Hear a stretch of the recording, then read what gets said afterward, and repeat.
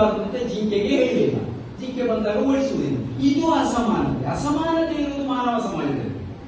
ಈ ಅಸಮಾನತೆಯನ್ನು ನಿವಾರಿಸುವುದಕ್ಕೆ ಎಲ್ಲರೂ ಚೈತನ್ಯ ರೂಪಿಗಳಾಗಿ ಒಂದೇ ಎನ್ನುವ ಅದ್ವೈತ ತತ್ವಜ್ಞಾನ ಸಹಾಯವನ್ನು ಮಾಡ್ತಾರೆ. ಪರಿಪೂರ್ಣ ಅದ್ವೈತ ಸಾವಿನಲ್ಲಿ ಬರುವುದು, ಇಲ್ಲದಿರಾಗುವುದು. ಈ ಅದ್ವೈತ ಅನ್ನೋದು ನಾರಾಯಣ ಗುರುಗಳ ಪ್ರಾರಂಭಿಕ ಜೀವನದಲ್ಲೇ ನಾವು ಅದನ್ನು ಕಾಣಬಹುದು.